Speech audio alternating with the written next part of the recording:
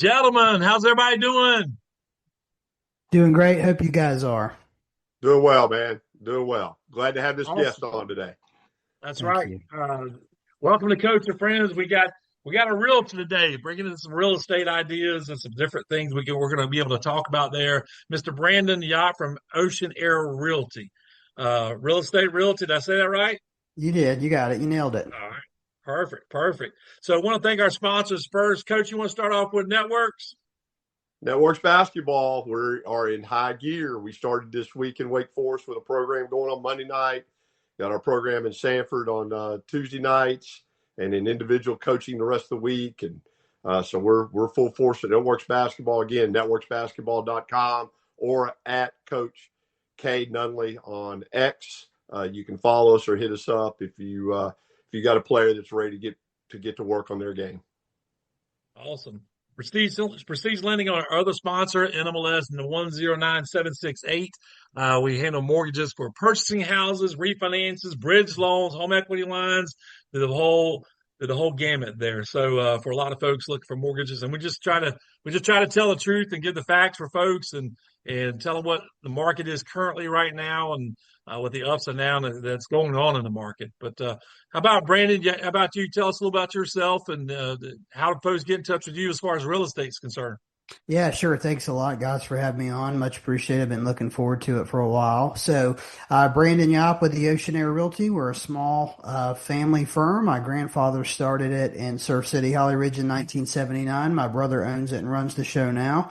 We've got offices up here in the Triangle and at the coast. I am in the Triangle, obviously, so I don't work at the coast, but certainly put you in touch with somebody at the beach if you want.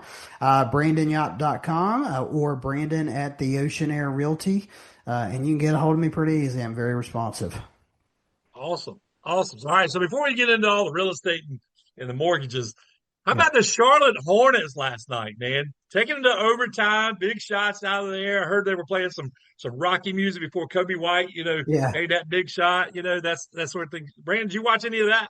Yeah, so I saw most of the game. Unfortunately, I missed overtime because it was tending to my daughter. I was telling you that off camera. But I mean, these guys at the NBA, Kobe White, the last 2 or 3 weeks is really when I started watching because my brother and his boys have gotten me into it. I'm a big MLB guy. These guys just hit ridiculous shots. It's insane how far down the court, near basically half court. And Kobe White has been dynamite. Obviously, Tom Knipple from Duke has been great. I'm a little bothered by Kobe White because he's a Carolina guy, and as you know, Kyle, I'm a state guy. But I mean, it's so great for the city of Charlotte. It's great for the state of North Carolina, and I hope they keep rolling on. If they win Friday, they're in the playoffs. So let's get one more victory and see what happens. Yeah, Kobe played at Greenfield High School down near the Wilson area, if I I think remember that's correctly. right. Yeah, I think that's right. That's awesome. Well, Coach and we actually went to the Charlotte Hornets game. We went and saw them and played the Memphis Grizzlies a couple weeks ago. And Coach, talk about the warm up that we watched because you've been Well, we did get the pleasure getting in working there. hard. Yeah, we did get the pleasure going in there early. Got to see about an hour and 15 minutes of both teams warming up and not just the regular warm up, but individual skill development going on the floor. And that's the thing that people don't see a lot of. I believe Khan was out there the whole time. I believe he was out there the whole time that we were in there, working up a good sweat. And, like I tell players, we want that jersey or we want that T-shirt to change colors because we want that sweat to blend through. And one of the hardest workers out there was him. Like I said, he was out there the whole time. And I got to give props to the guy from Memphis. They had a trainer out there that was out there the whole time, worked with anybody that walked out there on the floor from the Grizzlies. And I mean, if it was a post player, he was in the post pushing on them. If it was a guard, he was out there running around, pretending to do ghost screens and on-ball screens and throwing it back to them. And he was the hardest working dude out there. And so, but that's what it takes to be at that level. Yes, And sir. that's the things that people don't see. I think they think these guys just roll out of bed and start playing and show up at the arena at 7 o'clock and play at 7:30. And it is an all-day job every day, including game days. Yeah, it was interesting to watch because that was pregame. That was before the game even started, before all the pep rally and the rah rah Oh, rah. They, yeah. they were just working hard like you said, changing the colors on the shirt. That was fun to watch. All right, Brandon. Let's talk about real estate a little bit. Tell us what's going on in the real estate world on the sell side. If I'm looking to sell my house, can you give me some statistics? What I'm looking at? If I came to you, want to do a listing presentation, you take care of that too, correct? Yeah, so at this point in my business, roughly 60 to 65% of my business is listings at this point. I still work with buyers. I love that. It's just that I'm at a point in my business where a lot of my business is repeat business and referrals. So helped a lot of first time buyers, and life leads them to being ready to do something else. So we sell that first place and get them another one. A lot of people ask me, I get this question just about every day. Is it a buyer or seller's market? It's a market. It really depends right now. I mean, it depends on where you are. How long the house stays on the market depends on where you are. I've got a listing in Pittsburgh right now. It's been on the market about 2 months, which is pretty common for that neighborhood. I put 2 properties on the market 2 weekends ago, one in Chapel Hill and one in Durham. Both sub 400, both multiple offers in 48 hours. So it just depends on so many things. What I will tell you is that homes, it's not uncommon right now in this market to see homes on the market 30, 60, 75 days. If the home is priced incorrectly, if it's priced exorbitantly with, inaccurate or daydream pricing, it is not going to sell. That is not the market that we're in. There are a lot of homes on the market now compared to where it was previously. And so buyers have a bit of advantage depending, again, geographically, location wise. There's always going to be specific pockets of the triangle. Cary, a lot of Holly Springs, a lot of Apex, certainly inside the Beltline, North Hills area, your premium communities in every geographic part of the triangle, they're always going to have multiple offers. They're always going to go. There's going to be a list of people that are dying to get in that community.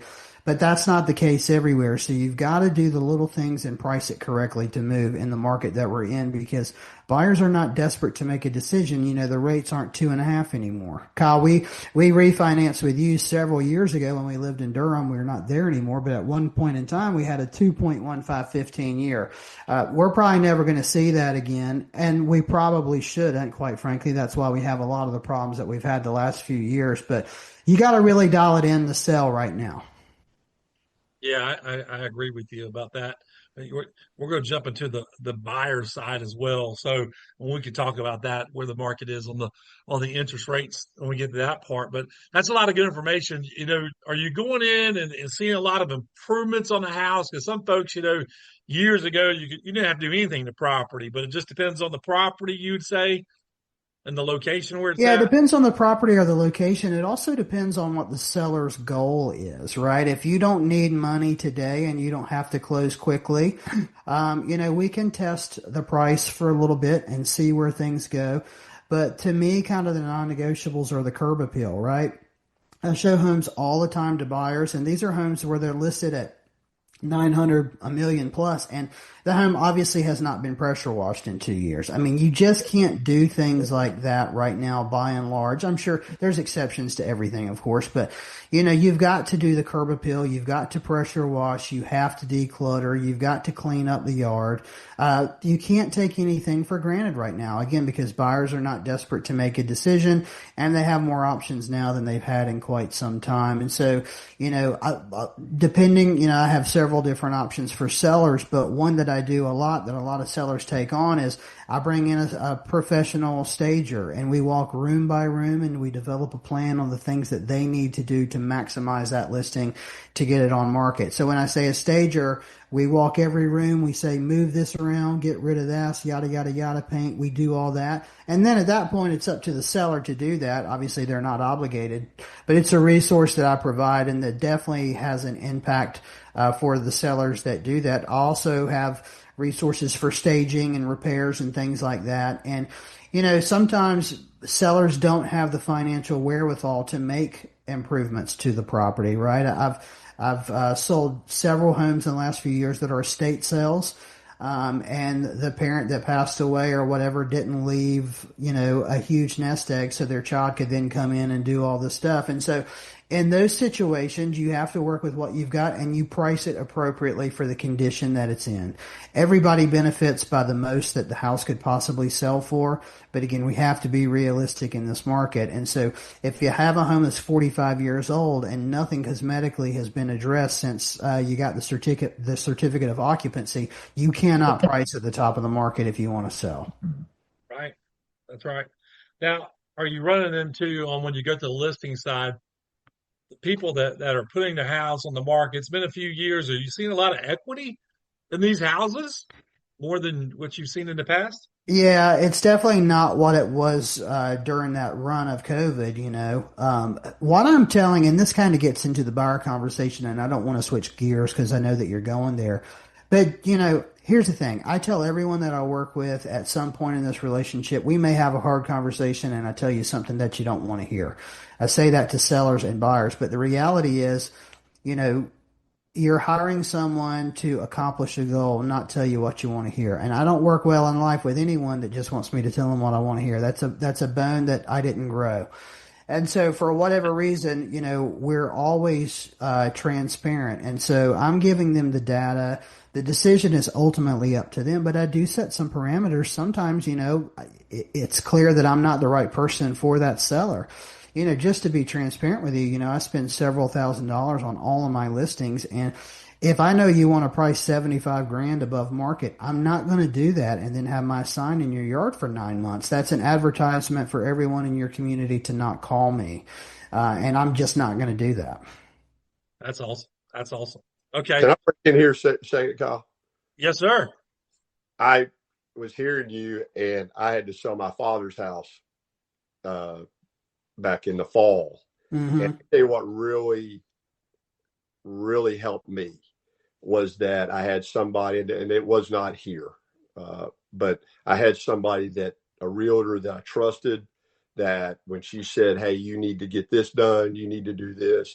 We were fortunate enough to be able to afford some of the stuff or afford the stuff that she said, but somebody you trust and that telling the truth and not telling you what you want to hear. Hey, look, this, because she knew it's an older house and she knew I didn't really want to put a lot of money into it, but trusted her all the way.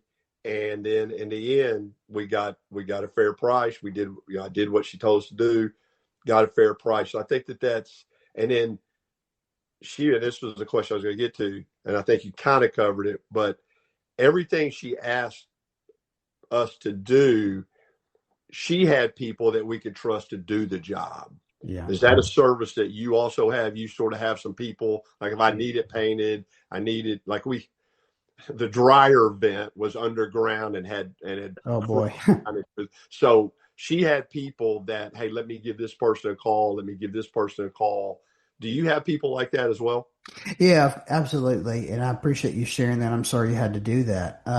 Yeah, absolutely. I mean, I'm trying to provide a white glove service here. I want to make this as easy as possible. These estate sales, obviously not all of my business is estate sales, but for whatever reason, I've done a lot of them. And most of them have been referrals from past clients. But these are very stressful situations. And one thing I tell everyone that I work with, especially first time buyers or the first time someone sold a home, I do this every single day. So these things that may seem small to me, I know that they don't seem small to you. So first of all, it's my job to win your business and have you leave our initial conversation or meeting that this is the guy for me for the right reasons. And second of all, it's my job to guide you through that process and make it as stress-free as possible. Now, that doesn't always happen because there are some things that I can't control. I just had a listing close yesterday, and we were under contract for a week and a half, and the attorney found during his title search that my seller had a lien against the property he was not aware of. Now, I didn't help him buy that property, so I'm coming into this brand new, but we found a solution. And, we are solutions-based, solutions-focused, and we're in the relationship business. I'm not knocking on doors selling Encyclopedia Britannica. You already know you either want to buy or sell a house. You just want someone who's competent and honest and trustworthy to guide you along the process, and that's where I come in. Absolutely. Randy, you make me want to sell my house right now. Well, I can draw up the paperwork later this evening. So if he sells his house, get him back down to the beach. The beach house, yeah. And we got to get a boat. Got to get a boat. Blue Dawn, wasn't that the name of it? Blue Yeah, Dawn? Blue Dog Vacation. Yeah, that's right. That's right. Gorgeous house. It was awesome. Okay, let's get into the buy process because I mean I've been in the mortgage business 2002 and it has changed a little bit over the years, especially with AI and everybody's going to talk about rates and we'll give you this in closing cost and let's get into the pre-approval process. So when somebody calls you up, what are you asking? What are you talking to them about before you actually go show them a house that's $1 million that they cannot afford? Yeah. I don't show anyone a house without meeting them for coffee or something like that similar anymore. I mean, that I won't say never, but that's about 95% of the time we're going to meet for coffee somewhere and spend an hour, hour and a half together. And there's a couple reasons for that. Fortunately, I'm in a good place in my business, where I'm confident that I have business constantly. And second of all, I don't want to give away personal or family time for someone who's not serious. You know, this ain't house hunters, right? People have warped perceptions that you look at 3 homes and whichever one you want, you're going to get because that's what they see on HGTV. And that ain't the case, and it hasn't been the case. And so, you know, I ask them if they've seen homes in person. If so, how are they doing that? Are they going on Zillow requesting a showing? Are they working with an agent? I asked them if they have a budget in mind, and if so, how did they arrive at that budget, and have they discussed that with a professional? I offer to connect them with someone, regardless of whether or not they've had that conversation or not. And the reason that I do that, as you all know in your professions, not all coaches, not all lenders, not all realtors are created equally, right? There's a reason that several, I won't say coaches, but there's a reason, well, I'll speak for realtors. There's a reason that our industry has polls around the congressional approval level. So, you know, again, it's to provide a resource. I want people to do business with someone that I can trust. Kyle, we've done several deals together. You know, I don't get anything financially out of that. You don't contribute anything to my business financially, vice versa, right? I think that's, you know, we don't do that. But I trust you to be honest and transparent with someone. And I know that if you pre-approve someone, unless they screw something up on their end by buying a bunch of stuff they shouldn't, they're going to close, you know, all things equal. And sometimes it goes that way and sometimes it doesn't. But, you know, before I show homes, we have that conversation. And the reason for that is because, I'm trying to think of the best way to explain this and how I say it to people. You're going to have a miserable experience, especially if you're a first-time home buyer, and we start looking at properties that are not realistically within reach for you. Okay. And so I have clients right now that are building a custom home, in Sanctuary at, Falls Lake. Kyle, you know them. You connected me with them. Thank you for doing that. It's $4.4 million. Now, it was a cash deal, so they ultimately didn't use a lender, as you know. But if I go show somebody at a $1.5 million price point, which is wonderful, it's definitely above the average. If I show them that 4.4 and their purchasability is 1.5, if I show a 1.5 and their purchasability is 600, if I show a 600 and their pre-approval is for 320, at every step, I am setting them up for failure. Because once I dangle that jewel in front of them, everything that they see after that, they're going to like it substantially less. They're going to say, yeah, but we saw that. Unfortunately, that's not within your ability to acquire. And so I'm doing you a disservice if I set you up from day one to fall in love with something that's not a reality for you. That's my fault if I allow that to happen, and so we're not going to do that. And I explained that, and I've never had any pushback on it. People understand it. That's very good information. That's very good information. And it takes, you know, they're not, like you said, they don't do this every day, and we do. So explaining, and I usually tell folks, hey, I'm a coach. I have to relate to a lot of different people learning different ways. Right. So if I say something that you don't understand, let me break it down for you because I got a couple of different ways to say it differently, especially in the pre-approval process. We probably operate, all three of us, in a similar capacity where I'm saying a lot of things, saying a lot of the same things to different people all the time.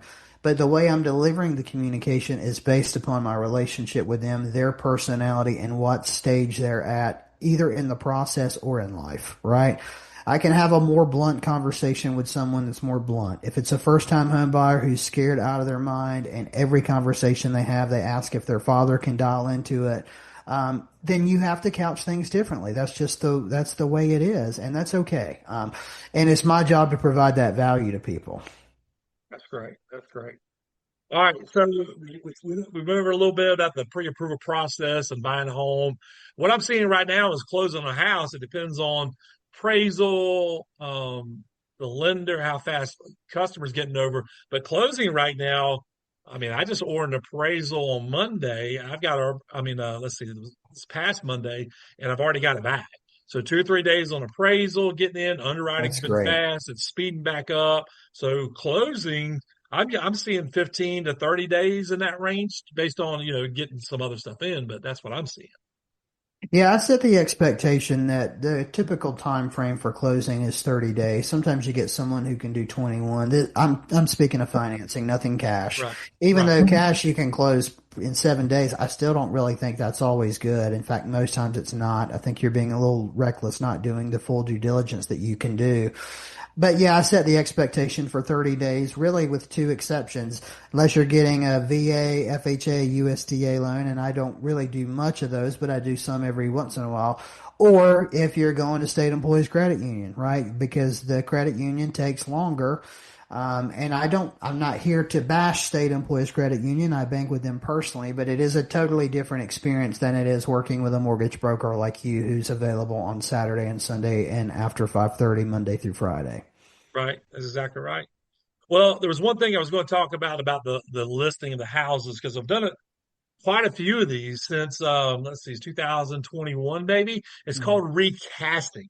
So recasting is when you go list a property and they go sell that property and they got a little money to put down so to get a mortgage on new property. But when they sell the current house that you have listed, they take that money just like they did at the time of when they bought the The house purchase. and recast it so they don't Hmm. have to refinance it. And man, that has worked really good over the past couple of years for folks that go sell the house and have the money and the payment re-amortizes back. So I've seen that come back a little bit in the past couple of years since I, 2021. I think not all the time. Everything is a case by case basis. I have on three properties that we've had at various times, I've done one recast on all of them. Sometimes I've done twice. I know each mortgage servicer or banker, however you want to describe it, they have different regulations. The first time I recasted the loan was with Wells Fargo, and you had to do a minimum of $5,000. The Yep. last time I did a recast, you had to pay a $150 fee. It was a minimum of $20,000 to recast, and you could only do one every 365 days. So, there's a lot of variables there. I think a recast is brilliant for buyers that have a property to sell, but they're not contingent and don't have to sell that property and close and get those funds before they buy the new place. In many respects, again, not always the case. Your finances are going to vary, of course, and you should talk to your financial planner. But in many cases, I think a recast is smarter than a refinance because you don't have to pay all the closing costs associated with the refinance. And you know, you asked me a question about equity earlier. Now that we're talking about this, I'm sorry, I don't think I answered it satisfactorily. So I'm going to touch on that really quickly because that plays in the recast. Everybody I'm helping right now buy a property, I'm telling them you need to own that property for a minimum of 5 years because the equity growth has sold and it costs money to sell homes. It just is what it is. So if you bought a home within the last 12 to 24 months and you need to turn around and sell quickly, the reality is after you pay expenses associated with selling and prorated taxes, you're probably upside down in most parts of the triangle. And so if you're selling a property that you recently bought and you want to roll that money into the next one or recast, you may not be able to do that if you bought recently. And so those are a lot of conversations that we have with sellers up front. That's great information. All right, so one thing we're going to get off the real estate here for a minute, Coach. Brandon is a huge wrestling fan as well as like we are. You got to bring that up, do you? Okay. Oh man. Well, I've gotten back into it a little bit. I saw was it Pat McAfee has been Yeah. just jumped in the ring a little bit. Yeah, he's been dabbling in it for the last 3 years, I guess. Now, Yeah, see, yeah. if you're going to today's wrestling, I don't know much about it, but I'm more of a 70s, 80s, 90s Well, early. the golden age, WrestleMania 1 through 5. I mean, actually, WrestleMania is this weekend. So Yeah. I'm going to give you a little inside baseball without disclosing who these people are. I have a listing appointment next week, and it's perfect for this conversation because they've owned the property for less than 2 years, and it's something has happened in their life and they need to sell. Long story short, we were supposed to meet yesterday, but we've moved it to next week. And the reason is because his daughter and her trainer were in town and they had to spend some time with them. And they were flying their daughter out yesterday to Vegas for WrestleMania. She is a wrestler with NWA, which I'm sure you both know what NWA is. Mhm. I was like, wow, this is crazy. I'm not going to give the name because, they're technically Right. not clients and I don't want to air them out. But man, when I was growing up, we would go to our friend's house and we would watch WrestleMania. And I mean, Saturday night main event, Saturday morning wrestling. I watched Monday Night Raw throughout high school. It was just awesome. We went to a good amount of live events. It was so much fun growing up. It's way more crass now than it was growing up. Or maybe Right. it's not, and I just wasn't old enough to understand all the innuendo. That might be the case. I'm not sure, honestly. Well, it was more like two guys getting together and hating each other and wanted to fight. I Yeah. mean, you didn't have the and then the insults were more like who they were or who their family was, and your dad's a drunk, and all the stuff they made up. Yeah. But the storytelling was so much better back then. Yeah. They told a story in and out of the ring, and it was much more believable. They tried to get you to believe it. Yeah. We go back to the story with John Stossel, behind the scenes asking Mm-hmm. Russell fake, and Schultz went out there and slapped him upside the head like, no, this ain't fake now. Like Yeah. this. So they wanted you to believe it. Hey, Now, you make a great point. I feel like now all the major wrestling organizations, it's like they know that you're in on the joke. Right. And so the focus is more on the it's like the more like vulgar, desperate housewives entertainment than the storytelling it used to be.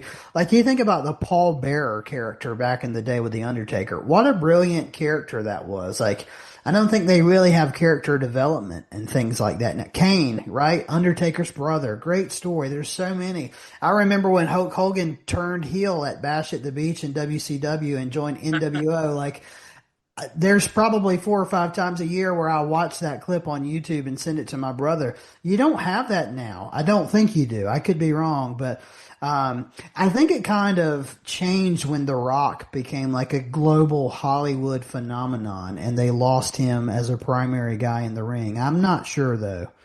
well, it was when you had the two, NWA and WWE or WWF at the time. And then, yeah. Vince McMahon was always cartoonish. Like he was into that cartoonish type stuff. Whereas, like I said, Flair, Ole Anderson, Arnett, man, those guys were fighters.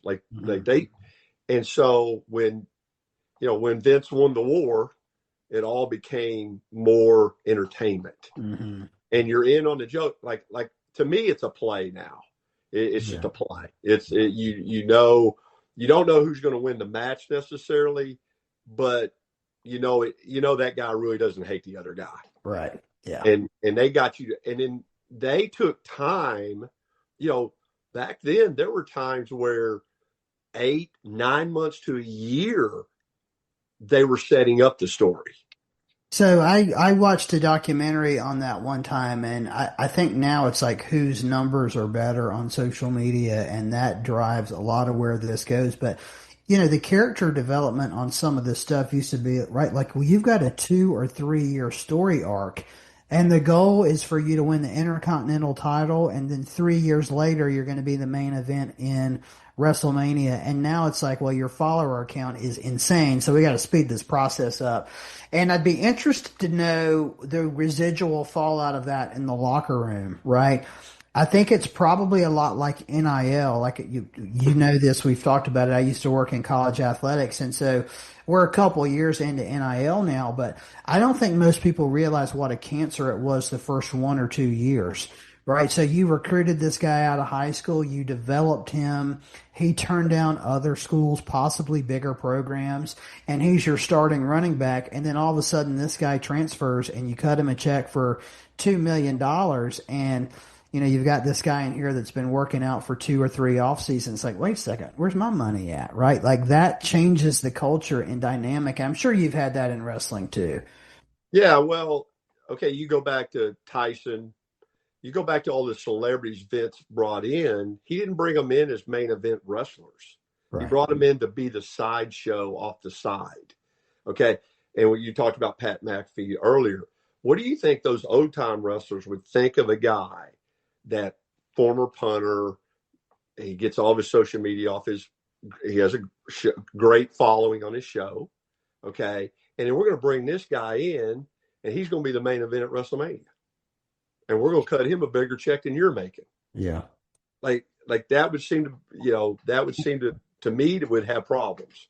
It's a long fall off from the Four Horsemen, that I can tell you. I'm sure it's sour grapes for a lot of people. We had a group in high school that they took a photo. They were the Four Horsemen. They did this. I thought that was that they were closer to my brother's age. But I mean, yeah, I agree with you 100%. It's like, I think it's cultural changes. Uh, we could do like a year worth of podcasts on that stuff. I Yeah, don't know how there's deep no Kyle question. wants to get into it. Oh, yes, we will. Well, that'll be in next episode next month. Let's do that. Well, awesome. Well, Brandon, tell us again how to get in touch with you, Coach. You follow up, and I'll finish it up. Okay. Yeah, I appreciate you guys having me on again. Yeah, you can find me at brandonyopp.com. You can give me a call, 910-228-6481. You can find me on Instagram, ABYOPP. I don't have any cute name. It's just my initials. Be glad to help you or anyone you know with your real estate goals. I'll be honest with you, and I'll put you in a position you need to have the information to make a decision that works best for you. Well, Brandon, I just want to say, I want to ask you one last question just to kind of wrap it up. Sure. Give me the top 3 or 4 things if I'm thinking about selling a house that I need to do. And if I'm thinking about buying a house, what do I need to do? What's off the top of the list? What are the first 3, 4 things that I need to do?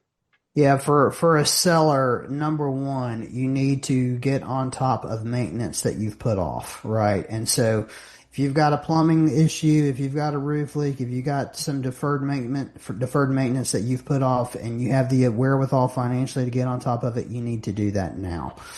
Don't let it wait and the problem exacerbate and become a larger problem or create other secondary associated problems.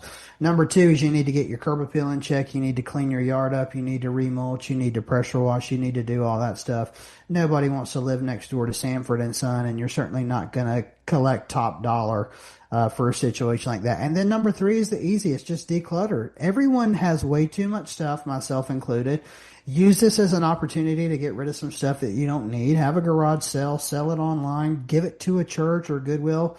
Be an example and help somebody out by giving them something you don't need anymore. That's for the seller. On the buyer side, number 1 is you got to talk to a professional like Kyle, and you got to go through pre-approval and get your numbers. You need to know what your numbers are, because that really creates the rest of the trajectory for you, because you need to know what your payment is and you need to get comfortable with that number, and you need to know that before you start getting out and looking. Number 2 is you actually need to go out and check out a couple properties that you're not really serious on and experience some different floor plans. I have people that tell me all the time, we want an open floor plan. And then we go see an open floor plan. Where's the dining room? Well, we don't have one. It's an open floor plan, right? And they're like, well, actually, now that we're here, we realize this probably doesn't work for our lifestyle. And that's okay. There's nothing wrong with that. But you gotta kiss a couple frogs before you find the one, right? So you need to get out there and do that. And number 3 is, I think you really need to prioritize what is a want and what is a need. Yes, I want to be within 15 minutes of work, but am I willing to drive 5 miles out further if I can get more of what I want, like the yard or the 4th bedroom or a 2-car garage instead of a 1, right?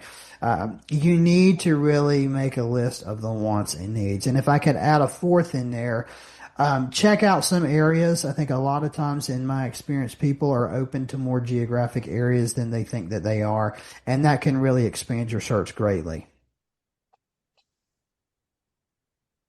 That's a nice wrap up. I'm a simple guy, so as long as you keep it simple, there we go. That's what we do.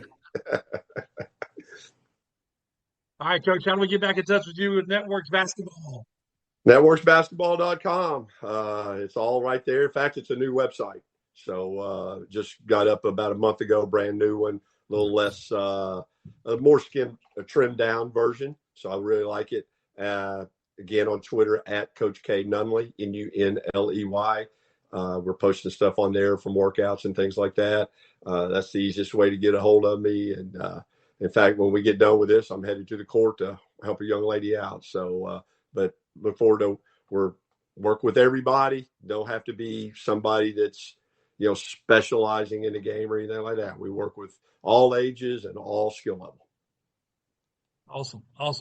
KyleJarman.com, KyleJarman.com. There's a lot of stuff out there. Instagram, you can check it out there. Facebook, but check us out. NMLS number 109768. So check us out. If you need a mortgage, and I highly recommend these two gentlemen. Known them for a couple of years, and I try to refer any business that in those areas that they work in, and very professional. But the biggest thing, they tell you the truth.